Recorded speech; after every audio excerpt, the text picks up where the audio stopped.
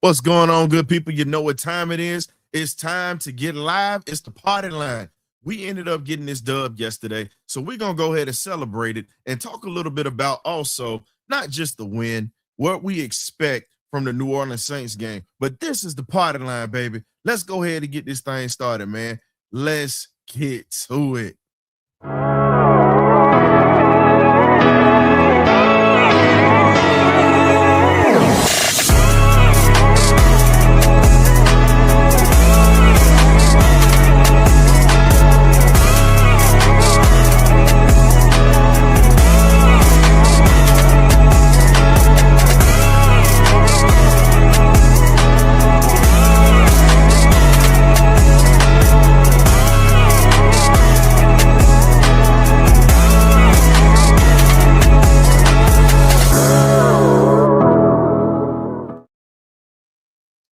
It's the potted line, baby. Let's go ahead and get to it. Falcons get that dub 27-24 against an old longtime rival with the LA Rams. Used to be the St. Louis Rams, LA Rams. Hell, they was the Cleveland Rams at one point. Don't matter what city they in. We ended up getting a piece of that ass last night. Pause. So you know how we get down. I'm on one tonight, so I'm letting you know now. We definitely are going to open this thing up to folks, and we're going to let you in here. Tell how you feel. We're gonna let you know what it is, but I'm definitely on one tonight. So I like smoke, and I like smoke with gasoline, and I love that fire. So if you come in here, you better have your guns loaded, your matches there, and you better not bring no water today. But speaking of no water, we gonna go ahead and get it up with Coach Lewis in the building with me tonight. He ain't bringing no water to the practice facility today. Them boys ain't earned it. What's up, Coach? What's going on, family? Man, how you feeling about this dub from last night, man? I'm 50-50 on it. I ain't gonna lie to you. I'm 50-50 on it, but I mean, I'm happy we got a dub. I'm happy about that because it makes us with their pick. But ultimately, the win almost solidifies that Raheem comes back. So at this point, you just got to roll with what we have here at this point now. I don't think they were going to fire him anyway, but just to be honest, I'm not even gonna lie to you. I'm loving the fact that we got a win over a team that's actually worth a damn. But yeah, I just hate the fact that it's happening now at the end of the season, because this is what we always do. We find ways to win ball games or whatnot at the end of the season when it doesn't matter. Don't matter. That's the one thing that it just makes you sit back and say, what the hell are you doing? You know, I got to quote the great Ron Johnson from a different world. Shout out to Mr. Darrell M. Bell, played Ron Johnson. What the hell are you doing? That is how I'm feeling about the Falcons right about now. So when you talk about how things are, I like the fact that we can end this thing strong, and we can bring folks in here and still do something. What up, Pink Slip? What's going on, fellas? Not much at work, getting this free money. I just popped in and check on y'all. Tell y'all happy New Year's. Hey, man. Appreciate it, my brother. Happy New Year's. Yes, sir.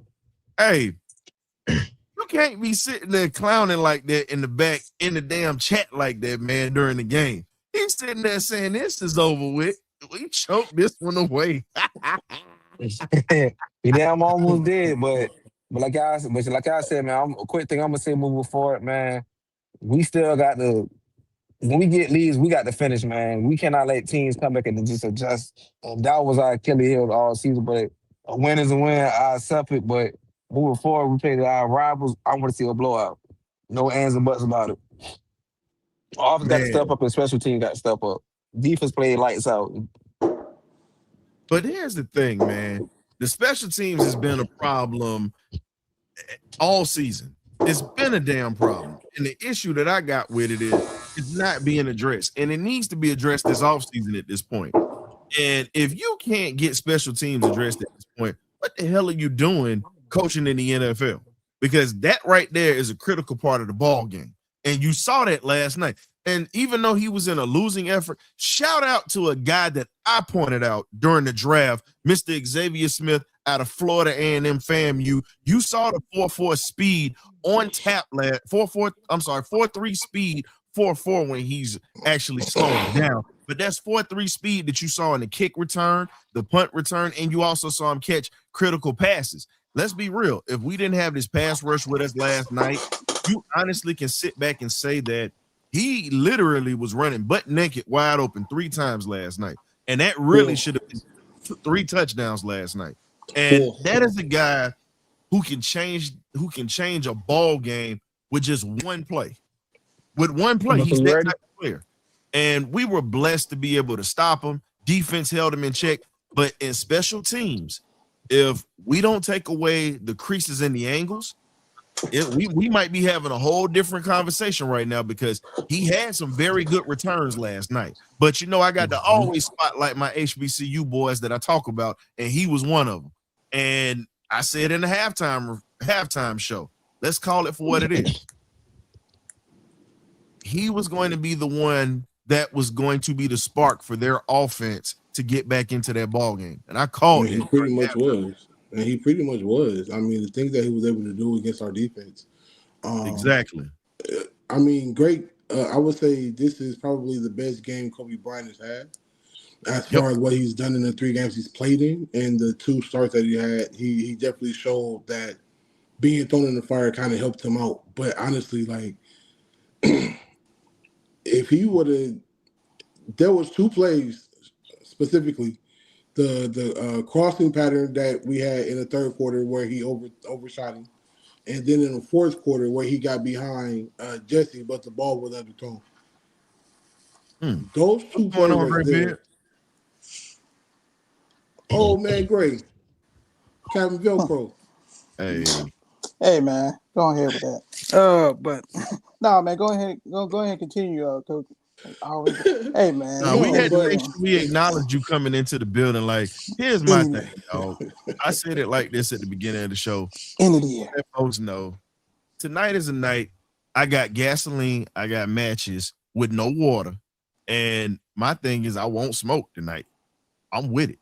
I'm enjoying this dub because it was against a longtime rival, but foolishness shall be addressed tonight. Because there's mixed emotions with the Partyline with a lot of different folks right now. And I'm telling you, the game that they played last night was magnificent, except for allowing these guys to get back into this ball game. That is the one thing that stunk. But again, when you're talking about a team that's one of the best in the league, you got one of the best quarterbacks in the league that pretty much should win the MVP. That game should not hurt his chances, but if it does, we know it's BS or whatnot because he's one of the best in the game. And but it will. And the reason why, to get the MVP this year. And the reason why it's going to hurt him is because of who he lost to and how they lost. Facts. Because in all honesty, if we're being honest, had the offense continued to keep their foot on the pedal in the 3rd quarter, and the defense played the way that they played in the 1st quarter, LA wouldn't have had a chance to get back into the game. Let's just keep it real. We honestly gave up we took off a quarter, maybe a quarter and a half, to be honest. And if I'm being frank, we shouldn't have won that game last night. We won that game in spite of terrible play calling in the 2nd half. Let's keep it a buck. Bijan scored 2 critical touchdowns last night. There was a play where he was one-on-one with a guy that normally doesn't happen. The Rams don't give up touchdowns like that. That's one of the toughest defenses in the league. And for Bijan to do what he did last night was simply amazing. You got to give him his credit. And out of all the football players that I compare him to, and I'm going to always compare him to this. Everybody wants to say LT. He is not LT. If you watch his playing style and how violent he plays like MVP level Thurman Thomas. I'm always gonna say that. Same build, same footwork. The difference is he's got 2 knees. Thurman did it on 1 leg his whole career. So again, when I look at Bijan, I see a modern version of Thurman Thomas, a man that don't get enough credit, and was a league MVP that was a catalyst for that Buffalo team. So when you talk about a guy like that, Bijan is in that same category of a Thurman Thomas. If you don't know who he is, folks, go back and look at it. One of the best pass catching receivers outside of Roger Craig and Marshall Faulk. And the one thing that, as great as Bijan is, right? Facts. As great as he is, I can see a Christian McCaffrey type of burnout for him the same way that it happened in Carolina. We rely way too much on Bijan. We don't get anything from our receiving core, and we get even less from Kyle Pitts. So when you put those two things together, and I'll say this because I was one of the biggest Kirk Cousins haters that there is. The last couple games, he's played extremely well. He's controlled the offense, and he's done a lot of things. And don't get me wrong. Don't say that I'm hating or nothing like that. But he's done things that, for lack of a better term, Michael Penix just can't. And you see it. You see the play calls. You see him being able to adjust the play call to what he sees on the field. You see him change the protection so that he gives himself at least an additional second where he can either slide or move up into the pocket and make a pass. So if we're going to keep this same team, right, there's going to have to be major adjustments because we don't have a legitimate receiver one. Drake London has always been a number two, in my opinion, and we have to take away the touches that Bijan has because we're going to run that man into the ground. But when you talk about running a guy into the ground, and this is something that I've said, and again, I need y'all to pay attention to it. That team that we played last night, the Rams, they have a history of running guys into the ground. They have a history of that. And that goes back way before Eric Dickerson was there. You can go back and look at Hugh McElhenney, God rest his soul, one of the greatest open field runners of all time. He was one of the ones that was running to the ground. You can go back to Lawrence McCutcheon, who was in that backfield back in the 70s. He was running to the ground. Then you had Eric Dickerson.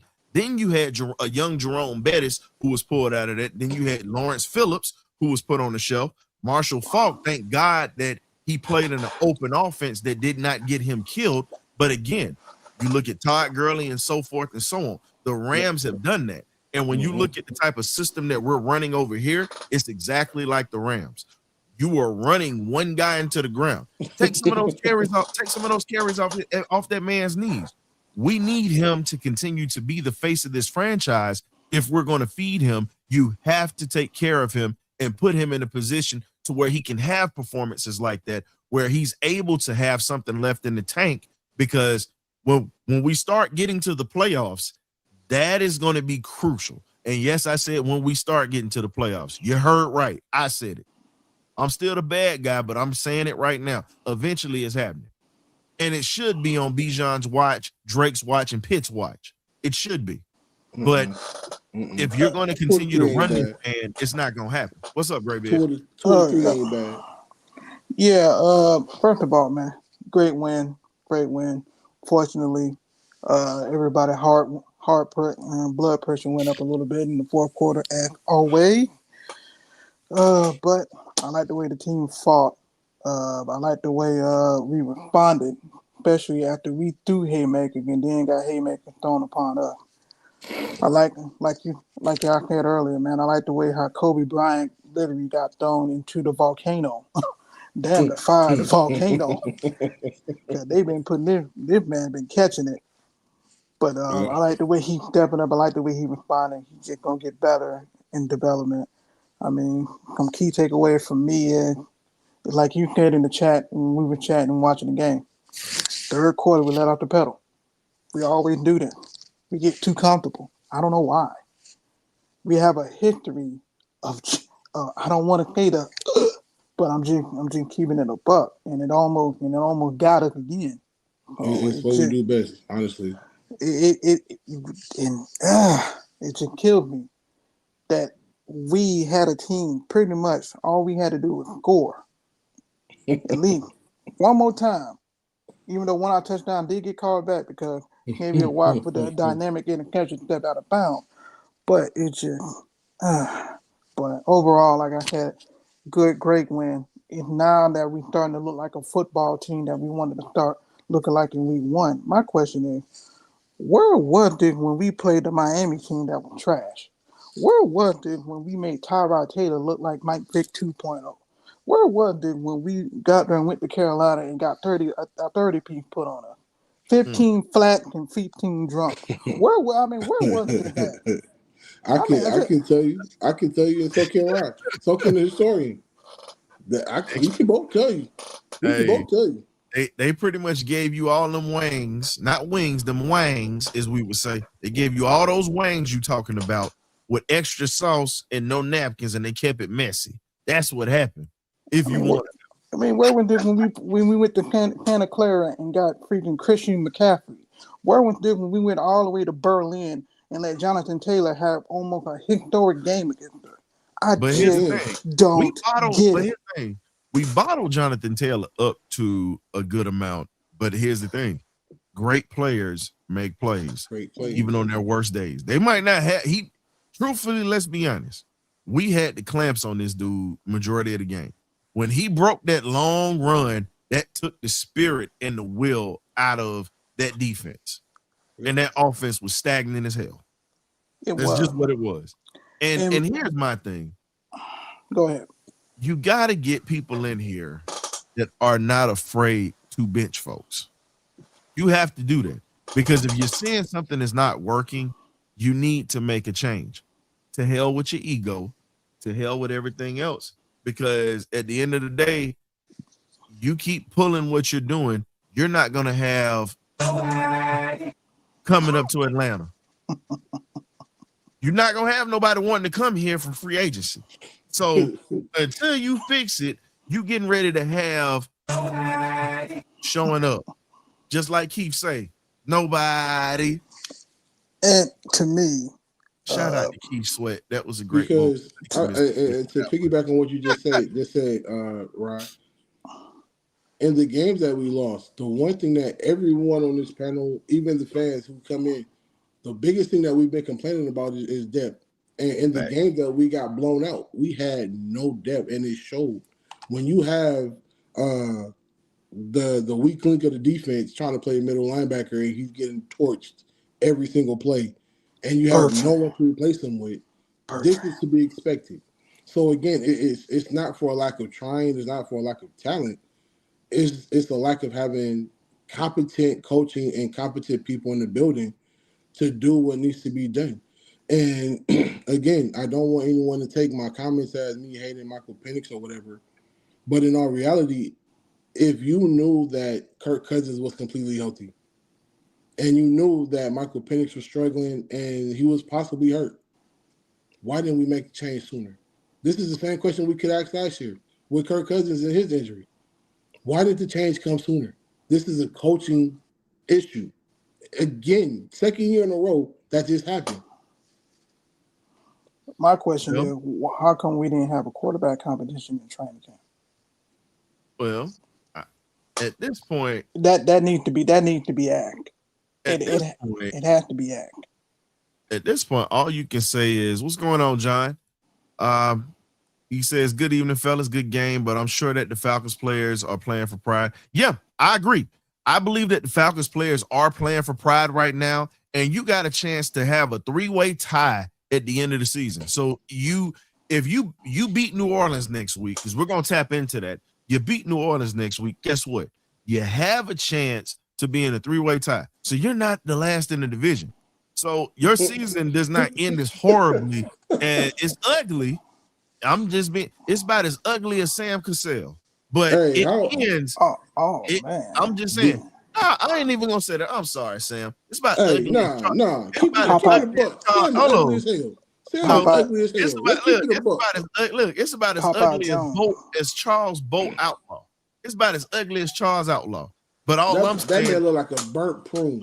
That's what you look like. All I'm saying is this: when you talk about the season, not Outlaw.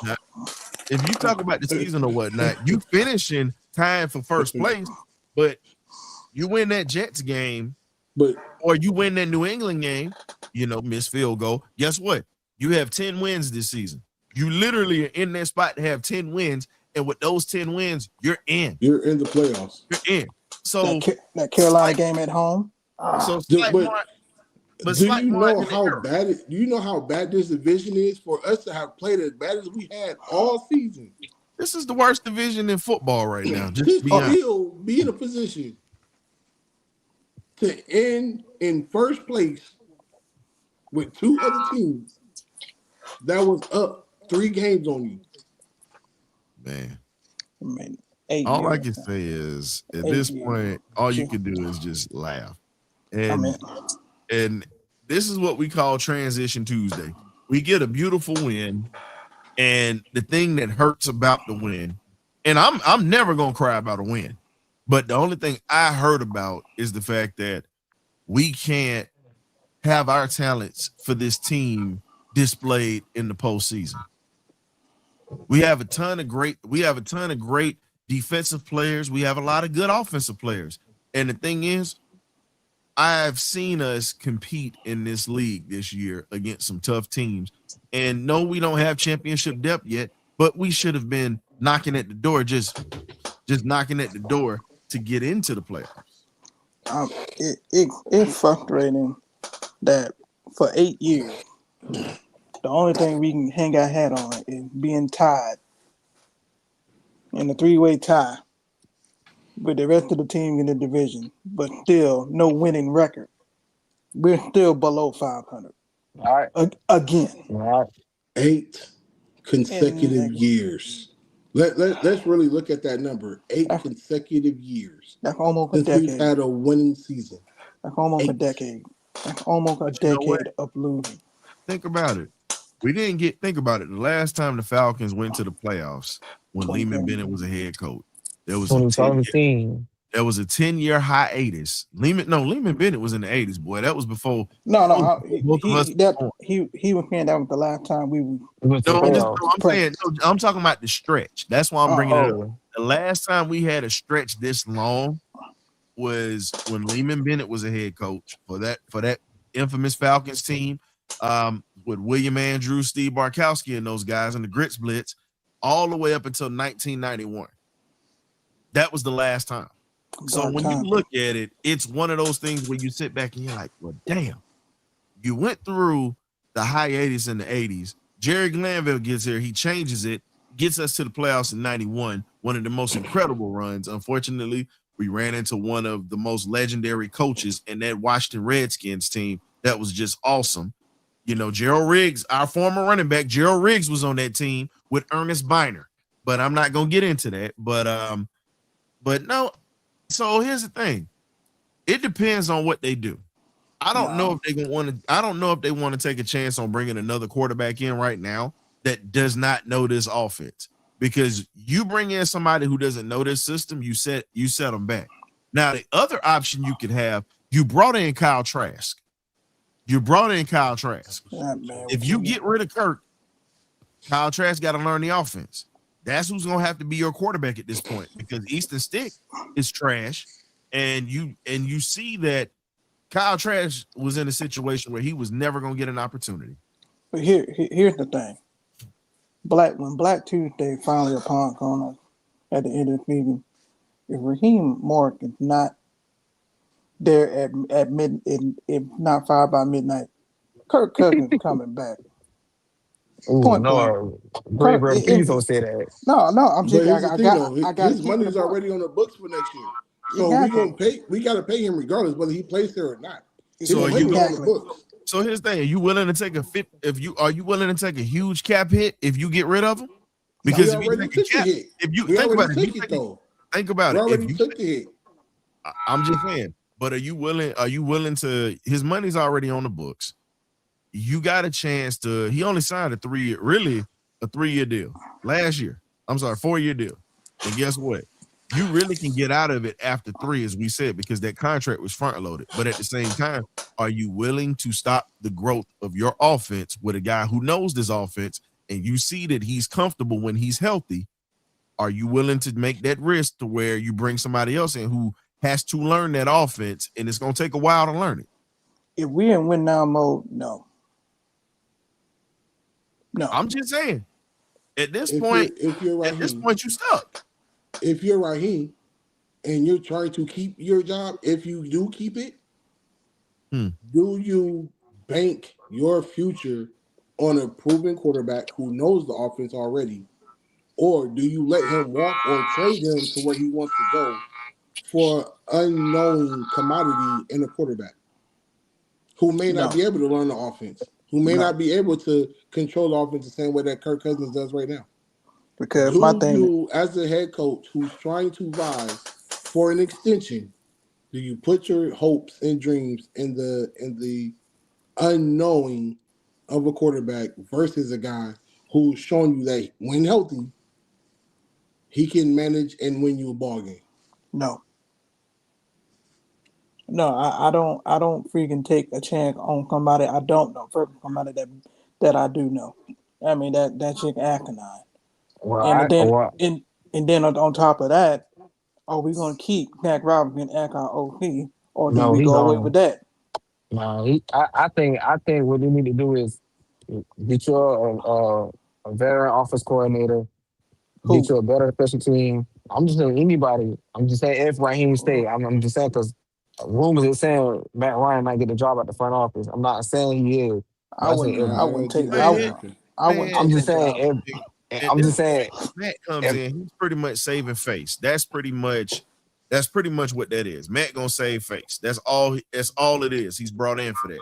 We're not gonna have no power in his first year. We're trying to smooth it over the way we did them by trying to go after Deshaun Watson in that trade and move him out. The problem though. Get over it. It's business. Guess what? They traded away Brett Favre. They pretty much didn't sign. They didn't give Prime his money, and they didn't sign him. But we all know that it was the Fred Tokar situation that got Prime up out of Atlanta. It wasn't the fact that the Falcons didn't sign him. For all of the casuals out here that don't know, please go look up Fred Tokar's, because Dominique Wilkins was let go up out of Atlanta at the same time Prime was. You lost the two biggest stars in the city at that point. We traded him for Danny Manning, man. Oh, think about that. So again, if you go sit there and say that, like, come on, man. I'll bring Will back up when he come up. Don't ever bring up that trade again. No, but think about it. Around the same time, 1993, 94, when that happened. He got traded to the Bird for Danny. He got traded to the Clippers. To the Clippers. All I'm saying is this. You gotta call a spade a spade. At that time, it was a lot of conservative mindsets, but now, Matt Ryan, you got traded. It is what it is. Your home is in Atlanta. Most of your career was here. You're a league MVP. You still are good in a lot of the community in the city. Now, you got some people who don't care for you too much as a player, but you know what? At the end of the day, you ain't got to care for him, but his name is in the record book, regardless of how you feel about him. Exactly. I mean, we got Iron Man for the franchise. So at the end of the day, I'm not gonna crap on somebody who helped us get to a Super Bowl. Period. Not gonna crap on somebody who had 14 years here, and we had the winningest time up under his regime. So we can't say that. But what I am saying is this: why are we sitting here trying to smooth over some stuff? And we got the cricket deacon, Mr. John Harris, in the building that's getting ready to jump on. But my thing is this: why are we trying to smooth over some stuff in this situation? And you're trying to give this man a front office job because you feel bad about it. But let's be real. Julio Jones, Roddy White, and Harry Douglas all talked about it on that podcast series that they did, and they talked about how the front office handled those guys. So if they did all of those guys like that, come on, man. Why are you trying to sit back and kiss their ass now? What's up, John? Nobody pays, though. Gentlemen. John, what's going on, my guy? How y'all doing this evening? How you doing? I'm happy we got the win, but mixed emotions about it coming at the time and how it's coming. You get what I'm saying? I'm like Big Crip right now, man. I got Mick McIntyre about the win, man. Man, look. Man, this was so confusing that I'm having to take Prozac, Xanax, and all that other stuff, man. Because man, I just don't know why. Cause gentlemen, now I'm gonna go ahead and say it. After halftime, flashbacks started coming. You mean PN? You mean PN? That Flashback started coming. Yeah. Because, okay, now what sense does it make for you? You already underdogs. You already have messed your season up. You get in a drag race. You take off. Green light goes down. You stomp the gas. And right before halfway of the quarter mile, you take your foot off the doggone gas, and here they come. Here they come. And you know, you stop stomping your motor. Why you stop stomping your motor? Were you scared? Was the moment too big for you? Y'all don't know how to act? And that's what I was seeing once again on the offensive side of the ball. On the offensive side of the ball, defense out there playing they natural behind off. If they were a stripper, that I'd be broke, because I've been unstuffed every dollar bill where I could fit it. Because them jokers were playing they behind off out there. I'm come on, man. Oh man. And this see, is a sick Negro. and you on, look here, man. Now, hey, when you said the stripper joint, see, I wasn't even gonna play that soundbite tonight, but when you said that, I had to go ahead and put that out there, man. hey, look, Ryan, come on, man. I don't have no problem with it. I don't have no problem with it. Because see, the thing is that Monday Night Football, you being showcased, you have just wrecked one of the top teams in the NFC in the first half. You wrecked them. And the thing, and the part that gets me, it was the student teaching the teacher. It was a student teaching. I mean, man, you had them jokers on the rope. It was just like that. Ron Lyle, George Foreman fight. Oh, George. You went back with that one. Yeah. I mean, look, George Foreman didn't know what had hit him. Yeah, he did. George Foreman didn't know what. Oh, this joker here, he for real. He for real boxing. Hey, and you know what he said? He said, God rest George Foreman's soul. If you ever see the documentary of George Foreman, he said in that documentary, when he got hit, he said, I don't have no excuses this time. Ali ain't here. I got rid of my corner man. We got all this going. Guess what? I'm just gonna die to fight this one, because you pretty much saw how that ended up happening at the end of that. So that game was literally like the Ron Lyle George Foreman fight. You're absolutely right, because we start beating on them, and then again got comfortable. Start looking at your work. Yeah, you ain't so bad. Yeah, sat up there and let them come all the way back and tie the doggone game up. And I said, now, John, I really was gonna come back. I mean, they are a quality football team, man. So I mean, they are. AKW, absolutely right. They are a quality football team. This team to go on a run and win the Super Bowl, then we can say we beat them. I mean, this is how I look at it. I mean, this is my team to win it all. It's just that's my pick. Okay. But see, this is what I'm saying about that. This is what I'm saying about that. It's like we relaxed. It's like either we relaxed due to being in too thin of an air. It wasn't getting enough oxygen, or were we scared, or were we complacent? Did we think that we just had it all wrapped up? No, we definitely acted complacent for sure. I said this, especially with the play calling. Remember, I said this at halftime yesterday. I said, "You're up. Do not give them any type of momentum." And I said, the one guy said it. I said it during the halftime show. Said it behind the stage. Do not let Xavier Smith get loose. I said it because he's a spark plug. The dude was like that at FAMU. 4.3 speed, 4.4 if he's running sideways or whatnot. Elite route runner, can get separation. Literally was cooking our new cornerback that saved the game against Tampa with that interception. He cooked. And here's the thing. In that second half, they started to find ways to get him. Got to give Xavier Watts credit. He hit him. But here's my thing. You ain't breaking a kid that's coming out of a HBCU that's a starter in the NFL. You ain't breaking him because the boy went through hell to get to the league. So again, you saw that he kept coming. And that was the guy that was sparking it. And then you saw the running game start to open up a little bit. Yeah.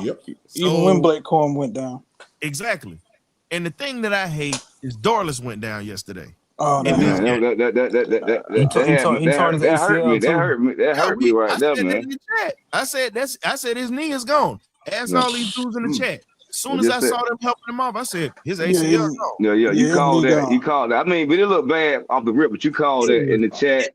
But I said that it started, way back in training camp, before training camp. We got to stay healthy, man. That's another injury. That's another deep injury that we just don't need, man. This whole season has been marred by injuries from McGarry to Penny to Billy Bad Bowman to all these guys, man. We just lost so many people. Yeah, Diablo. I mean, I done lost count. Able to come back though. I mean, but I'm just saying we lost them throughout the season. They just have really. I'm not saying some of these guys we got back, but throughout the season, just losing all these bodies, man, it's just devastating. But here's the thing. Dorless, now that you get hurt at this part of the season or whatnot, Dorless pretty much is going to be coming back damn near to the end of the season because he's got to get surgery, he's going to have to get rehab, and he's got to get back in playing shape. So he ain't coming back to the end of the season. Penix should be back possibly by the middle of the season to be 100% right. So again, you talk, and then you got Billy Bowman. We don't know how he's going to come back off of this Achilles injury, and that right there hurt. So, and then you still got Braylon Trice who ain't even touched the field. Yeah, Trice ain't touched the field. I mean, it's been rough. and I think that's the biggest issue we've had. That cornerback two been getting hurt in and out. I think Kobe will take over. Finding viable depth is going to be very important this offseason. We're going to have to find 1As and 1Bs to mirror each other because that's the biggest thing. We don't have it, and it showed all season. Games we should have won, or where we had an injury, we lost those games when we had a big one. So we don't have the productivity of someone to come off the bench to fill a necessary role. We just don't have it, and it doesn't help when you don't have the greatest coaches in the league anyway to help with that. So when you do have players, you're not coaching them up, you're not putting them in a position to succeed. Because why are we just now seeing Kobe Bryant in the last 3 games of the season when he's been available to us all season? And guys like Mike Hughes who was getting barbecued for weeks. But you remember I told you, and it was a couple of shows, and I said sometimes you got to let some of them young guys like him, you got to let him go because he's one of those guys that gets better as he goes through it. But it was at a certain point that they didn't trust him, and maybe he didn't know the playbook well enough. That right there could have stalled him because him playing is not a problem. But we're not going to have any problems because we got to take a commercial break and pay some bills, y'all. Let's get to it. Swooping in like the peregrine falcon, the BirdCage is going to take you on a journey. Tap in with us before every Falcons game. We have the pregame meal where fans can come in, talk about their likes, dislikes, and concerns for the upcoming game.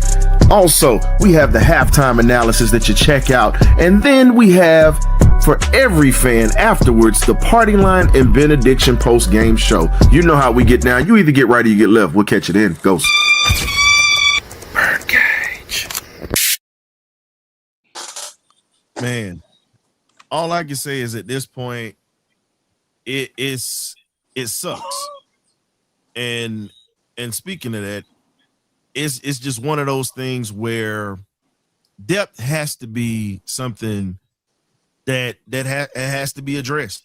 Been saying this mess for years. And until it's addressed, we're gonna still have these same problems. we're gonna be celebrating wins at the end of the season that mean nothing, and we can't play in the postseason. Right now, we're about to end with a 3-way tie. I mean, look, it's nice for morale for the fans, but means nothing because guess what? We're not playing in the postseason. Yeah, You can have that ranking, but you're not playing after next week. Next week is pretty much the whole kit and caboodle. This is our Super Bowl. You sweep the Saints, this is the Super Bowl for us for the year. And now we got to watch everybody else play in a sense where we should be playing. Yeah. I agree with you. We need to add that, like with Jake Matthews. We don't know if he's gonna stay. So you're right, Ryan. We really need to add some I depth in don't the want him to trenches. stay. We need to move on from Jake Matthews. We keep Falcons too long, man. We need to stop that mess and move on, and let's get this thing on the right track, man. I'm sick of it. This is key player, gonna be one of the most important offseasons in their franchise history.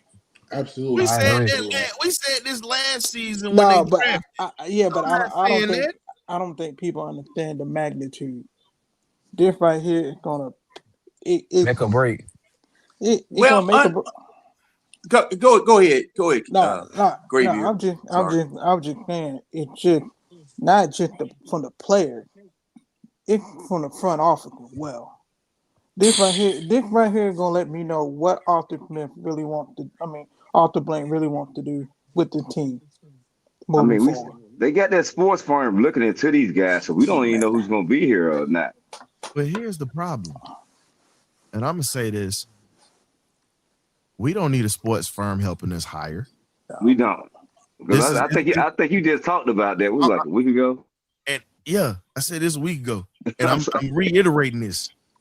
Why in the hell do you have outsiders working on your business that you need to be working on? This is your money that you're spending right now. Guess what? A lot of people say Al Davis, the game might have passed him by at the end, but the one thing that man knew was X's and O's, and he understood the process of hiring people.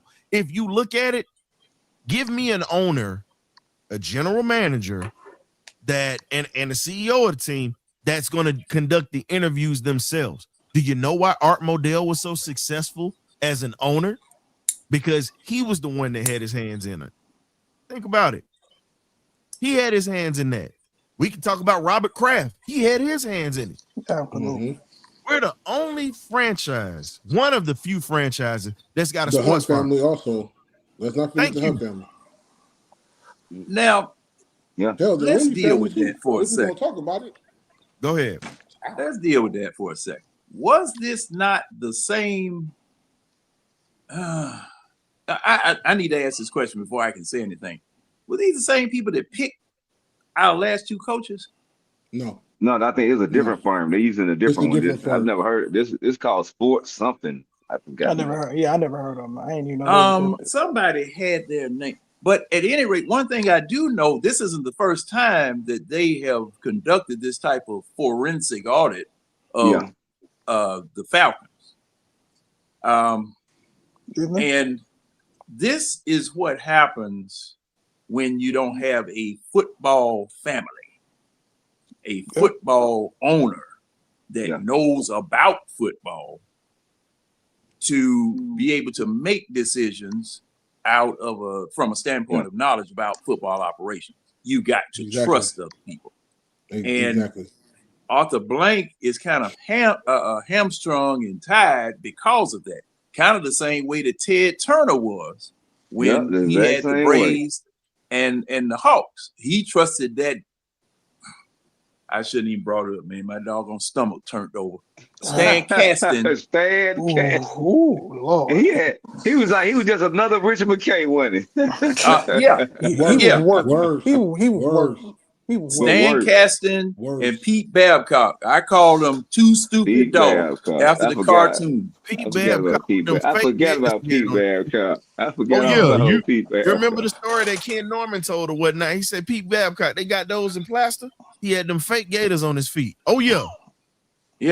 Mr. Fake Gator. Old Pete Babcock. You brought back some memories, man. I'm talking about I heard that name so long. It's reminiscent of that. It's reminiscent of that. And I looked at the Falcons hierarchy yesterday, and do you know he's still CEO of the Falcons and Atlanta United? He's still CEO. So now the separation that we were led to believe that exists between him and the organization, I don't know. I don't know. Because see, I wanted him out of the building, out of the city, out of the state, out of the country, off the planet. I wanted him gone. But it's just like that fish that you left in the garbage can that you keep stalling, not taking it out. You know, the whole house gonna stink in a minute. Yep. The whole house gonna stink in a minute. And this situation that we're in right now, man, I appreciate wins. Yes, I appreciate wins. However, just like Ryan said, wins now mean absolutely nothing. Yeah. They So mean wait a minute. absolutely nothing. And I see, gotta throw this out here from a man. So here's the thing.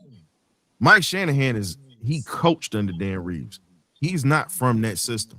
If you want to be frank, the system that he learned under was under Barry Switzer. That was where he learned his offense, because one of the guys that actually was here, one of our BirdCage alum, Dr. Joe Taylor, who is an HBCU Hall of Famer, who has 5 national championships or whatnot, that system that you see with zone blocking, that was started with Joe Taylor because they had undersized players at Eastern Illinois back in the day, and they ended up winning a national championship in 1978. Mike Shanahan took what Joe Taylor did and brought it to the NFL. That was what he did and put it on steroids. So if we're going to say anybody that he learned from, it's Dr. Joe Taylor and Barry Switzer. Dan Reeves ended up incorporating some things into that system, but that system was all Dr. Joe Taylor, and then you got Barry Switzer's power running that was put into that. So I'm not going to sit there and take that away. Yes, he coached under him, but where he cut his teeth with those guys that I just told you about. Now, he became famous under Dan Reeves, and then you got to put him into the situation where you talk about his 49er days too. You got to talk about his 49er days too, when he became offensive coordinator, and he's been around from Denver to the Florida Gators to the 49ers, and then he ended up being a quarterbacks coach for Denver back in 89-90. So yeah, I'm with you on that. I'm not saying that you're wrong, but if you're going to give credit and say which tree he came up under, he wasn't fully developed under that Dan Reeves tree. He was perfected under that tree and manifested in San Francisco before he became a head coach. But he learned under Barry Switzer and learned with Dr. Joe Taylor. That's my historical fact for today. So, ladies and gentlemen, let's get back to it. That's my guy right now. I love John and whatnot, because he definitely brings a lot of things to light that people don't know. But my thing was, I wanted to make sure that I expounded upon it to make sure folks knew where that system started at. So again, I just sit back and what's up? And now speaking of that, Philadelphia runs the zone blocking scheme too. Yeah. Oh, yeah. But with bigger people. You know who else runs it? Who else? Baltimore. Yep. Baltimore. Yep. With bigger people.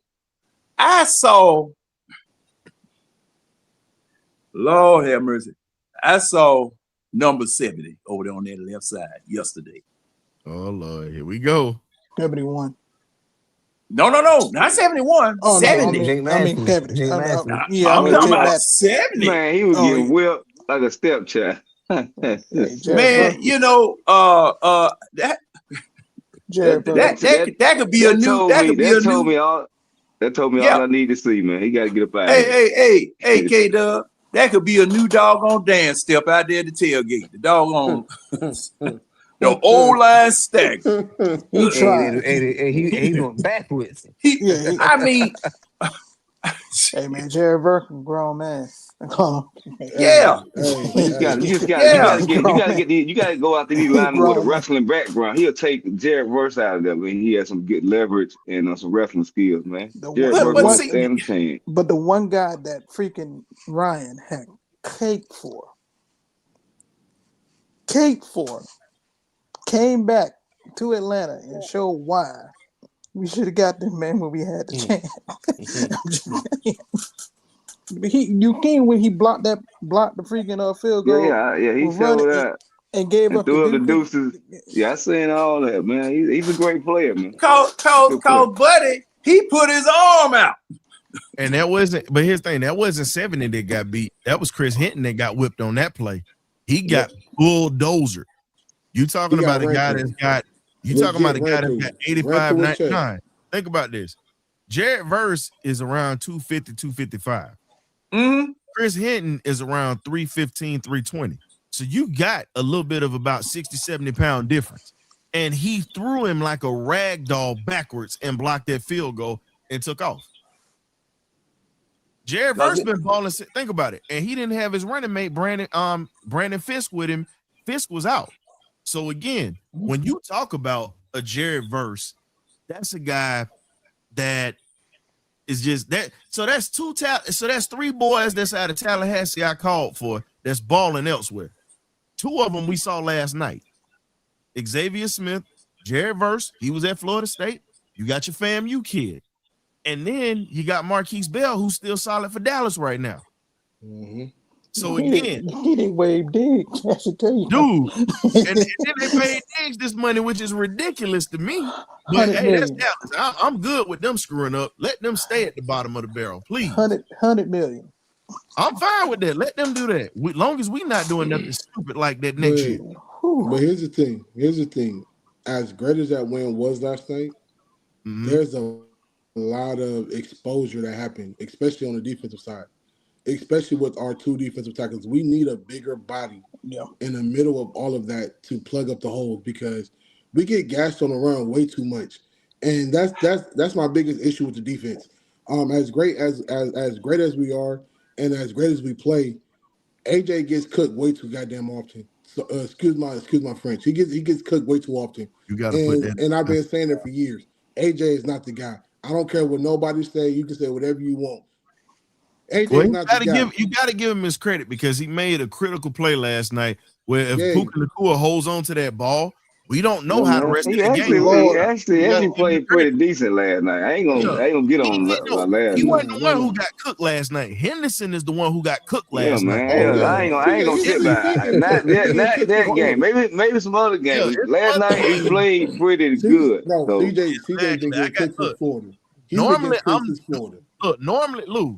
I'm the one who is calling for AJ's head in this phase. But last night, I got to give it to him because he made some crucial plays. And not even just last night. I got to give it to him because this year, he had some games he got cooked. It is what it is. But he was solid this year. You can't take that away. He was solid this year. That's why I'm not giving him much grief. So for me, overall, there's too many times where AJ has either been late on his coverage, been out of position, he's not following his assignment, or he just gets ran by.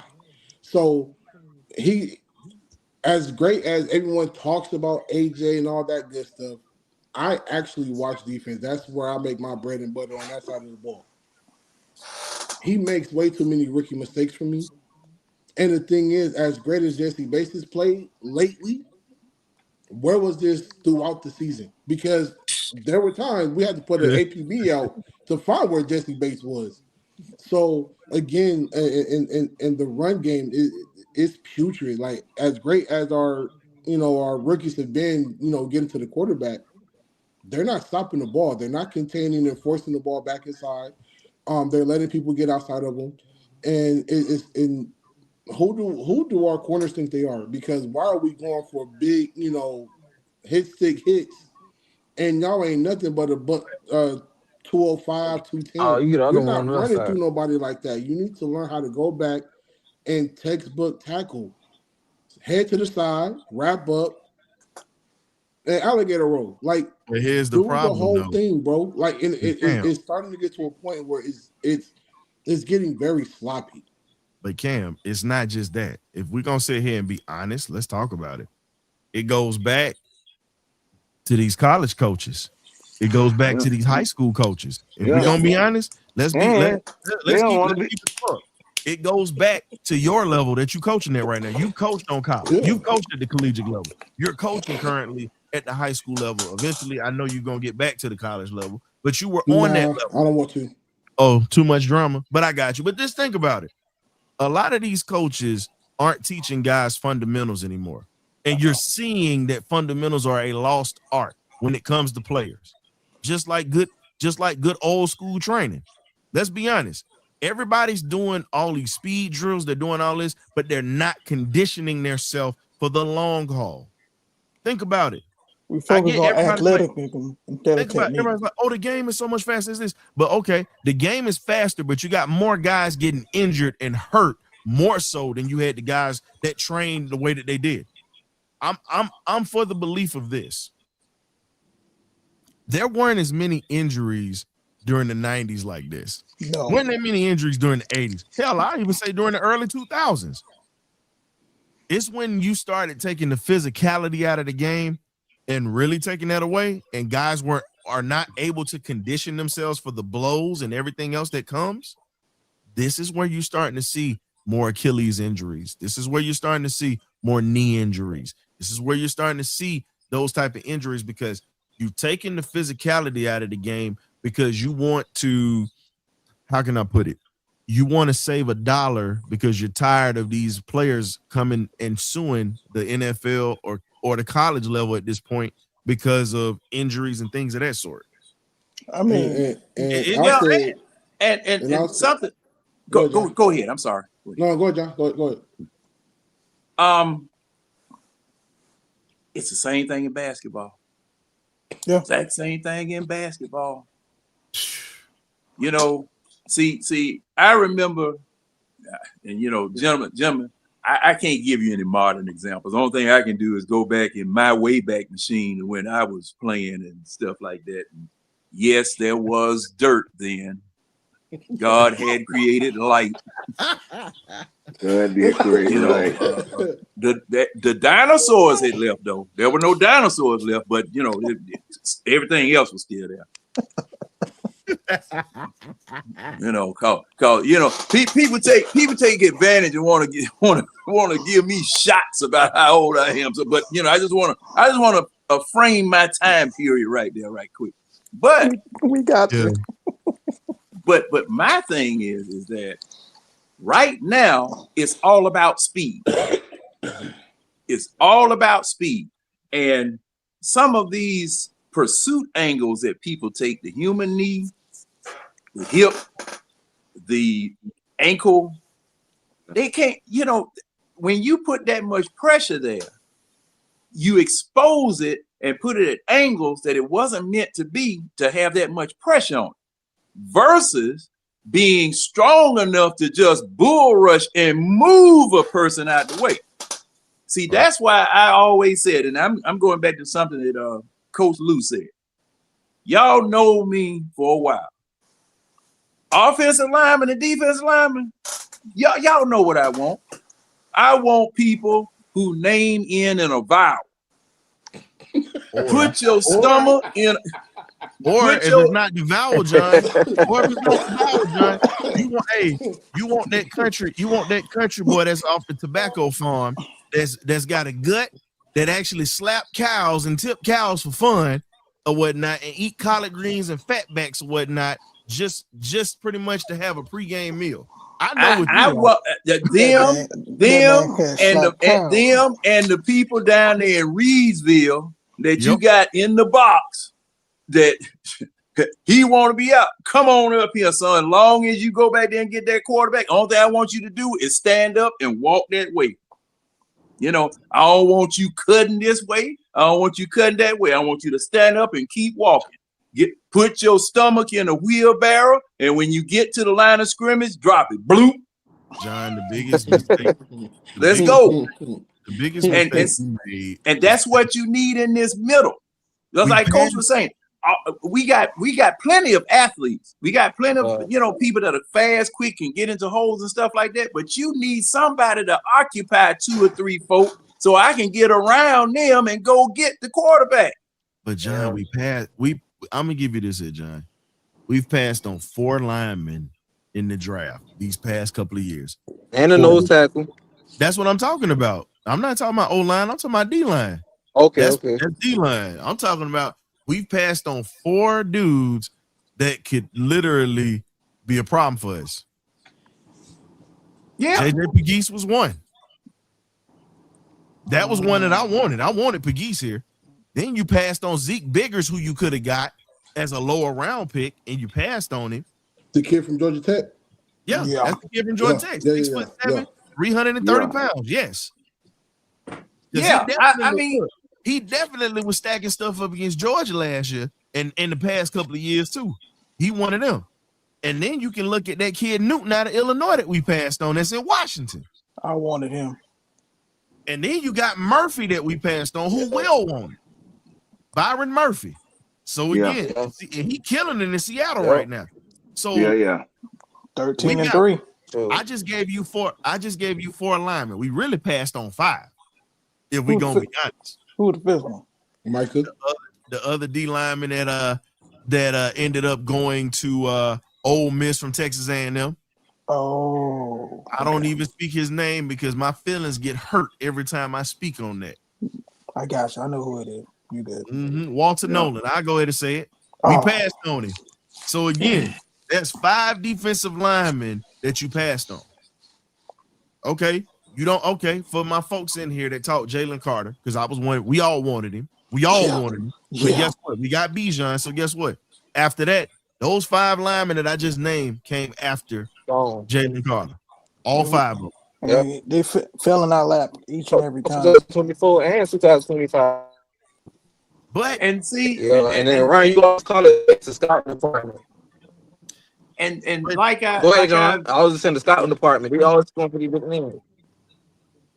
Yeah, like I say, go ahead, John. I'm done. I mean, why in the world do you go? Why do you go to Alaska to a Big Lots and you got Walmart right around the corner? John, but here's the thing though, and this is what I'm saying. If you don't get a guy from a bigger school, if you're not trying to go down that route and you're not trying to spend that money, here's the thing. You have a ton of smaller schools that are in the South. I'm just speaking on the South. Me and K-Dub had this conversation a long time ago. Yeah. You got smaller schools in the South that have very good football players. You don't need a guy that's going to sit there. You want a guy that's going to be a game wrecker, but you need a guy that's going to be able to keep your linebackers clean. That's really what you need at that D tackle spot, and he can play the run. If he gets to the quarterback, that's a plus. But you got to get somebody from a smaller school, because I always talk about these kids from these HBCUs. It's 300-pounders that's there. They might not have the facilities that the bigger schools have, but guess what? You talking about these country boys that they lift a little weight, but they eating good, and you're not pushing them. Yeah. Yeah, you man, see, that's what both the Hawks and the Falcons are going to have to, well, especially the Hawks, because see, the thing is that, you don't have high round draft picks or whatever. You're relying on those bubbly balls and stuff to go and get, to get your first round draft picks and stuff. But thing is that there are plenty of free agents out there that went undrafted that you got, and see, that's where your scouting department comes in. You got to dig for those nuggets. That's going to require you developing relationships with these itty bitty schools, these small schools, various people, and going down there and visiting and watching and seeing what it is that they got. And I mean, this is a year-round job. It's It's not a situation where, oh, well, the draft coming up. I guess I'll go check out Chugga State down there and see what they got. Chugga See State. what they doing. You know, Chugga. no. You need to go. You need to be at Chugga State inauguration. You know, you need to be down there and say, hey, and put the word out. Hey, man, I'm looking for something. I'm looking for people who can play football. Okay, go down there, do the leg work. Get in the living room. Eat them chitlins. Hey, you might not like it, but eat them anyway. Get in there. Drink a little of that moonshine with them. Get to know these folks. John, I gotta give you this when you said chitlins. Why should get the hell out of there? No, sir. You can have them chitlins. No. Cool. But I mean, that's what your scouting department needs to do. That's what your scouting department needs to do. I'm not gonna argue with you on that because again, you got, and here's the other thing. I'm gonna tell you, think about it.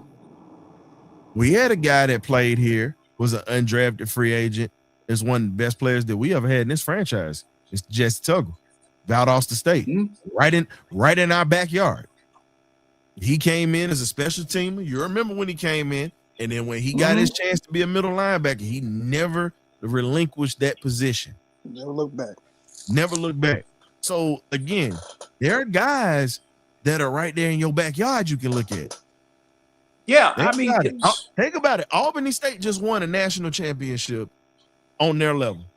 They ended up playing in the playoffs, and they won, HBCU national championship. But then they ended up getting to the Division II playoffs, and they literally was one game away from the championship, and they got beat.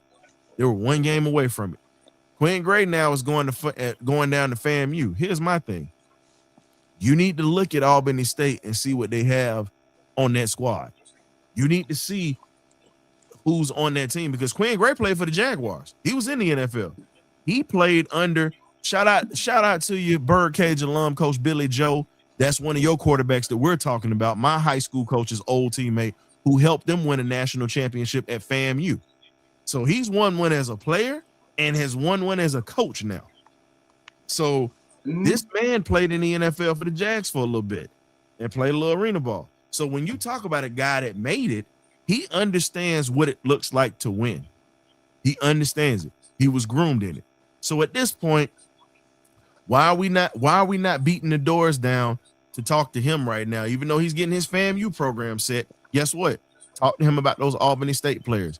Make a relationship with him. So if you're not going to draft some of these guys out of FAMU, bring them in, invite them to come to camp as undrafted free agents. There's so many ways that you can do this, but here's the thing.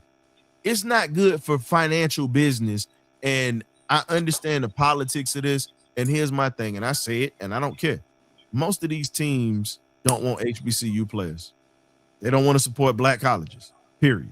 But we going to do our due diligence and continue to keep pushing these guys to get to the league because, again, you saw one last night literally almost torch this damn team last night by himself.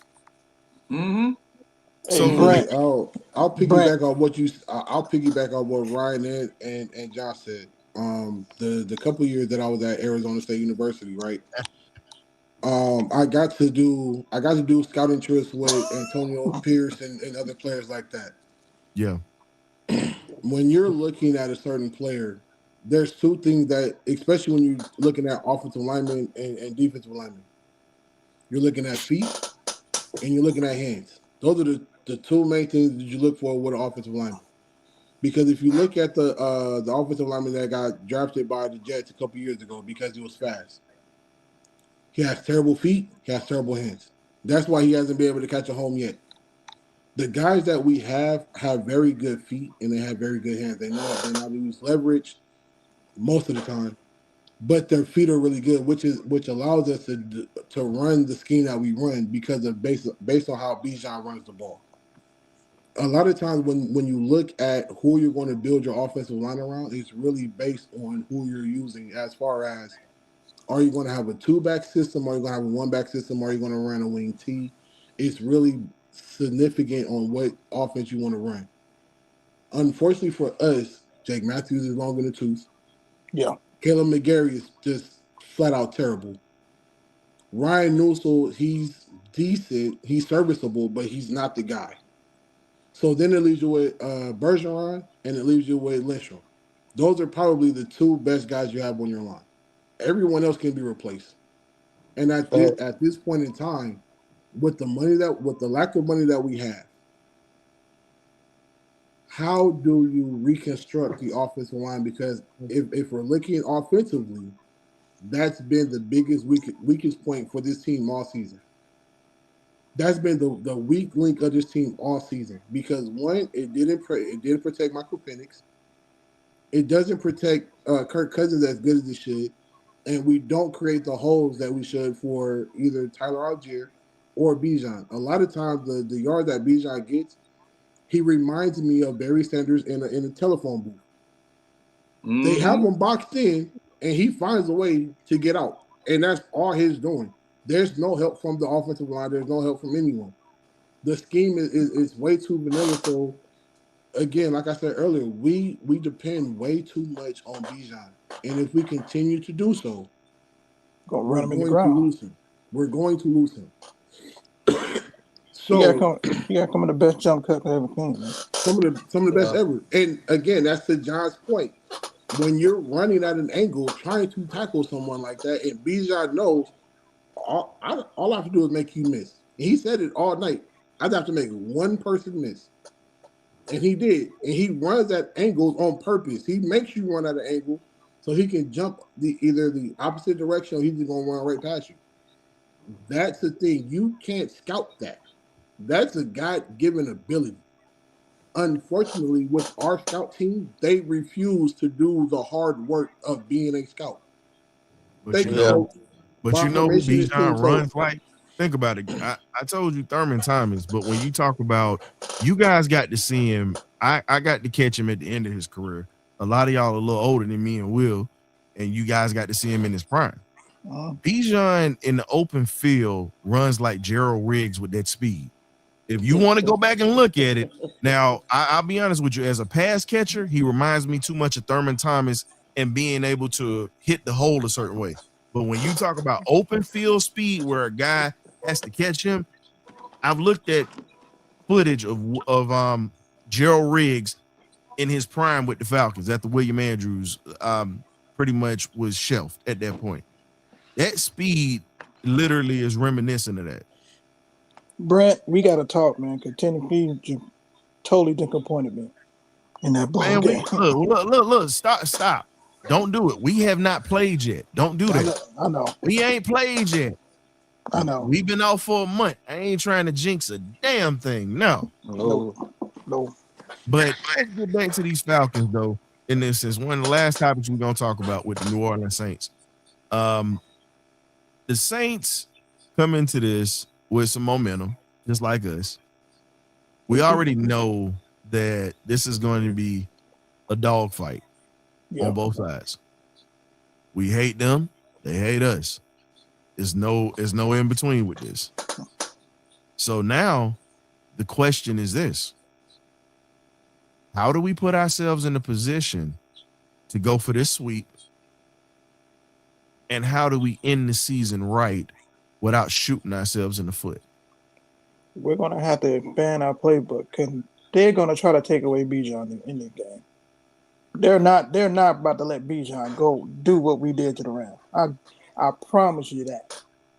I promise They're you. not going to let them do what we did the first time.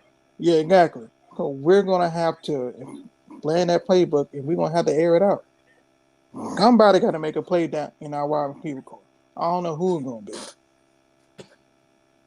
That's the bad part. We don't know who it's gonna be. Can we put Blair and Hodge in the game for this last game, please? Please. Yeah. And for me, one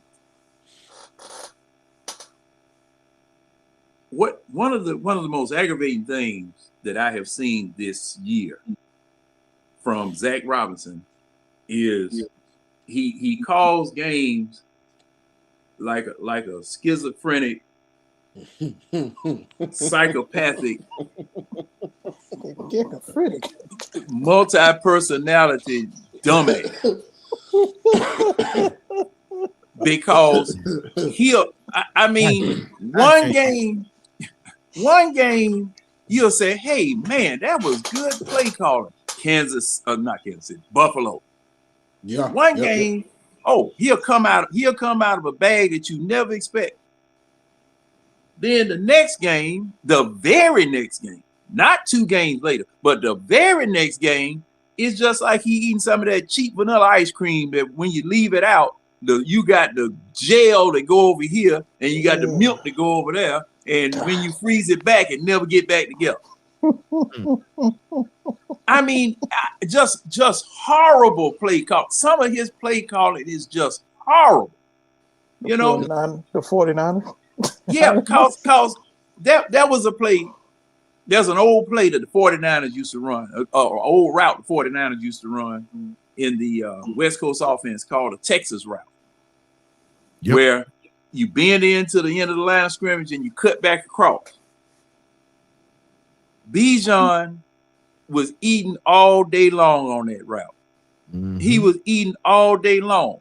Kyle Pitts hiding there blocked for a minute and then leak out after the linebackers have vacated the space 5 yards off the line of scrimmage. Just to keep, sometimes it's not about the big play all the doggone time. And this is true with Penix as well as Kirk Cousins, because see, I was seeing that last night. Offensive line gave him plenty enough time for him to throw a pass to somebody. Okay. Agreed. But the doggone pass pattern was so long, he's standing back there patting the ball like he's patting a pack of cigarettes. Just standing back there waiting for a person to get open. See, it's not, a lot of time it's not the wide receivers, a lot of times it's not the quarterback, it's the play design. And I'm certainly hoping that this man is not here next year. Because if I can go on my PlayStation right now, and I ain't talking about PlayStation 5, I'm talking about PlayStation 2. And find a play better than this junk these jokers calling out here, I'm overpaying you, sir. I'm overpaying you.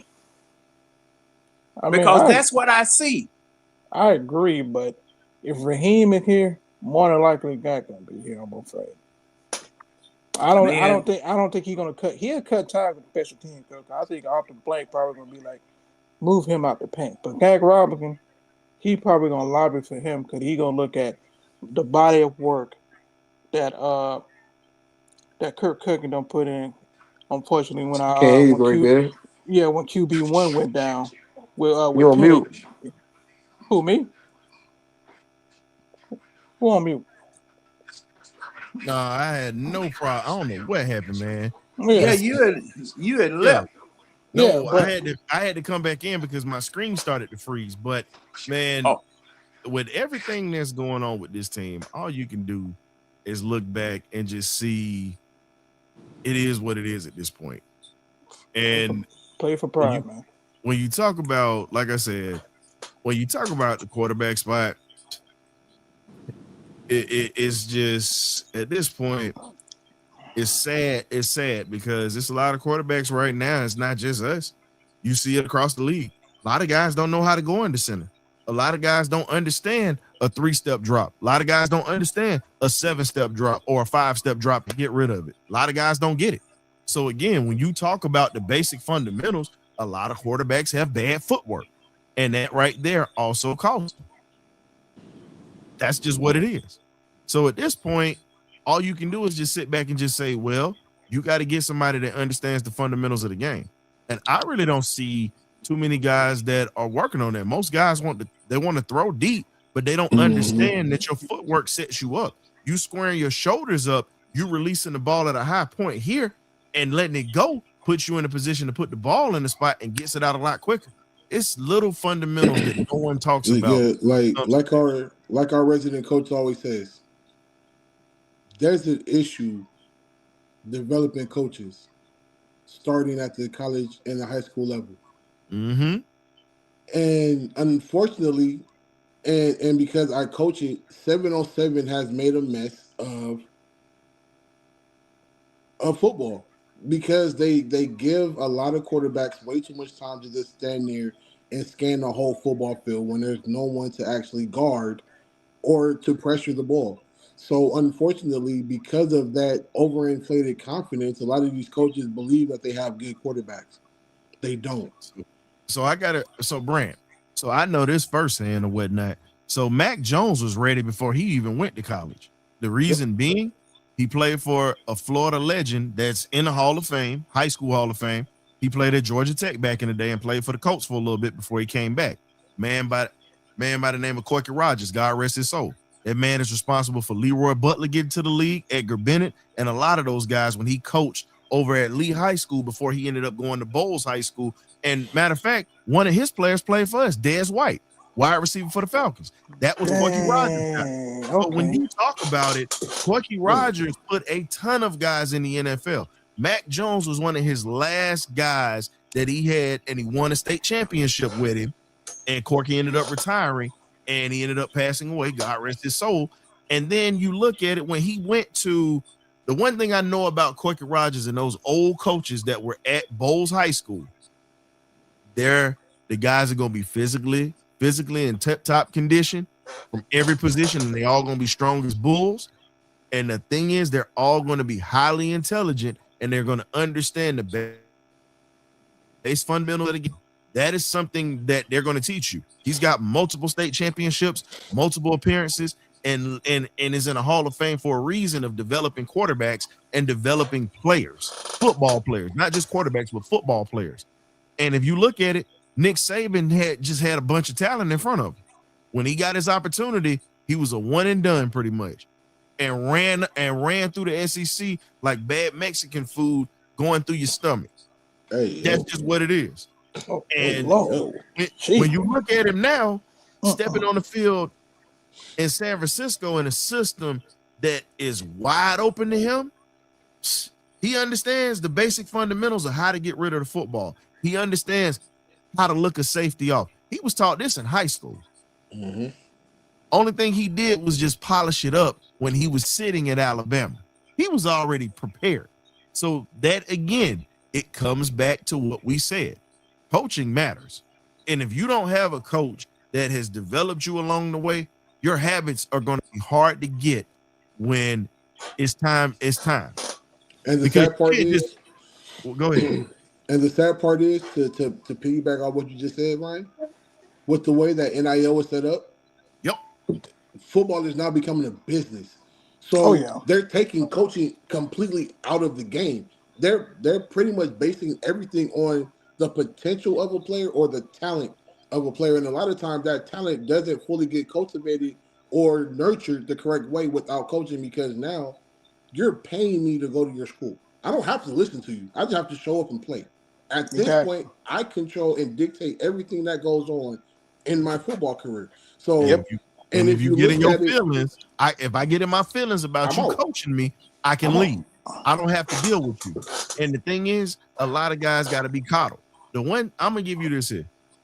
First off, I got to give some respect to Gunnar Stockton, because Gunnar is a guy that sat, waited his turn, and did not mind hard coaching. Regardless of how we feel about Carson Beck, he sat and waited his turn and took hard coaching, even though he's doing his thing in Miami. I'm just putting that out there. If you look at the pipelines of schools that have quarterbacks that make it in the NFL, most of these guys sit and wait, and most of these guys go through hard times, and they understand how to play the game. They're not handed anything. Most of your quarterbacks that's handed anything will not make it in the NFL. And it's showing that. Oh, yeah, it's definitely showing that. Well, something I'm going to say about that. We can take a look back at historical schools like Alabama and Miami. When you had coaches who could actually coach, right? You would have players that would sit on the bench just to get their turn to play in that system that they learned, because they wanted to be coached by the best of the best. Unfortunately, because of the way that the dynamic of how football is being done now, and athletes have a lot more power than they did before, how much coaching can you really coach a player? Because you're on one end, you can't coach them too much, because then they'll leave, which puts your job on the line. If you coach them too hard, they'll leave, which puts your job at jeopardy. If you don't coach them at all, your job is on the line. So either way, coaching is being forced out of the game of football, and it's being left to the athletes and the analytics of the game, which is why you see a lot of how the game is being played right now. Almost And like the NBA, it's almost becoming a players' league. hell, K Well, Dub said that a long time. K Dub said that a long time ago. Yep. He said this with the NBA when we used the reference, and he was absolutely right because it's a player driven league now. And No it- coach anymore. And then don't forget about NFL. NFL favors certain teams too, with the flags like Patrick Mahomes and them. well, and I'm gonna say this about That's all both money, of those though. That's all sports. money. I'm gonna say that about both of these sports. The last collective bargaining agreement that was signed, that eliminated the 2 a days, that eliminated workouts, that the workout schedule that the players want. Okay. Instead of you getting work 2 times a day, all right. Instead of you hitting and being physical 2 times a day. What is it? Thursday, Friday before a Sunday game? That's the only time you put on pads? One time a doggone week? If I'm not mistaken, I might be mistaken, but it's way less than what you used to do. Then that when we almost went into a lockout. But just think about it though. 2011. yeah, it was the last collective bargaining agreement that was signed. But John, but just think about it. The reason why it's like that now is because you have owners that are treating these dudes like racehorses where they're afraid if they're gonna get hurt. But here's the thing: you take a gamble every time you step on that field, whether it's in the practice field, whether it's anywhere else. And to educate the folks who don't know what Coach Brant was talking about when he talked about the Medline concept and mesh points, your mesh concept pretty much is nothing but a short to intermediate passing scheme. It just creates picks and rubs and crossing routes. And unfortunately, that right there is something as a former DB, I hate that. Now, that was something my coach made me learn verbally to understand what it was called. It sucks, but if you look at it, a lot of quarterbacks that are successful can run those concepts beautiful. Tom Brady was great at it. Peyton Manning was great at it. Pat Mahomes is great at it. Until we understand what we have, weapon-wise, and we don't use this, we're never going to see these type of concepts that are going to come out for us. But John, I know you got to get ready and roll because you got the eye test at 10 o'clock. Let the folks know where you're going to be at, my brother. Gentlemen, thanks for having me tonight. Well, my show won't be until tomorrow night, and I may not be there because I'm sorry. It's Wednesday night. I apologize. Not Tuesday. Hey, because these Monday night games, these other games, they kind of throw y'all, Yeah. Might not have to worry about that next year. But at any rate, wow. But at any rate, gentlemen, tune into the eye test. All of you guys are welcome. Everybody in the chat, anyone else, we come in here and talk about it. William been there. I'm trying to drag William in there and put him on the payroll. I don't know how he gonna act though. But anyway, I'm good. I came in last time. You wasn't there. Yeah. But 10 o'clock on Wednesday nights, we talk about Falcons football. We'll start there, and hey, we'll talk about anything that is fit to be talked about, sports-wise, life-wise, whatever. But y'all come on through. I guarantee you're gonna have a good time with us. And like I said, thanks for having me on tonight, Ryan. 1099, yes, coach. 1099s, 420s. What you need, boss? Hey, Will, we appreciate you coming through on your work day. Big John, we'll catch it in. K-Dub, Coach Cam, Graybeard, appreciate you guys for having on and whatnot. We might have a pop-up show before the New Orleans game. If we don't do a pop-up show before New Year's, we might do a little something this weekend before the game because we got the Dogs Thursday. So yeah, we definitely gonna be working on that. So appreciate y'all for coming in. on short notice doing this here, man. Like you said, a lot going on. So thank y'all for being there. So I'm gonna catch y'all in a bit. And the folks in the chat, thank you guys for tuning in. I want to take this time to recognize one of the people that helped the Birdcage get off the ground. She passed away a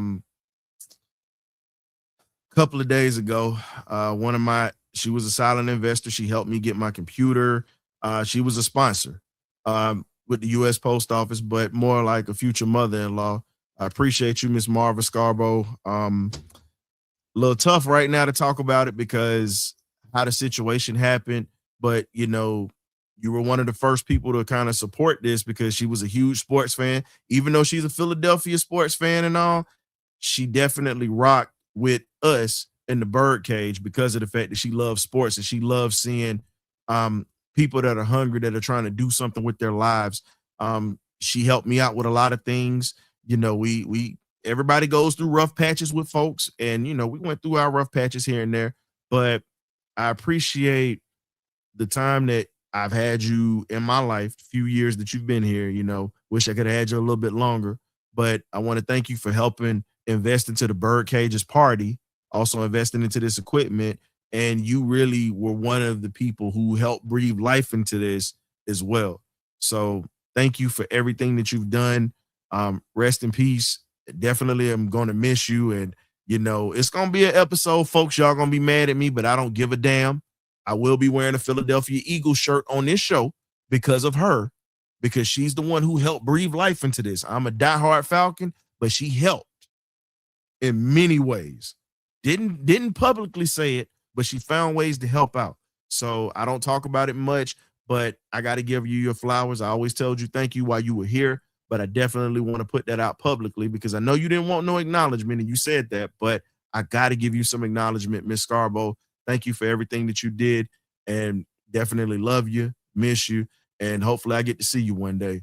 But until then, folks, y'all be blessed. Enjoy the New Year's. Hug the folks that you love and tell them why they're here, because every day ain't promised. So enjoy it. I love y'all. Happy New Year. If I don't have a show tomorrow with the guys, we might have a little something going into the new year for that last game of the season. Y'all be blessed. We'll catch it in. Ghosts.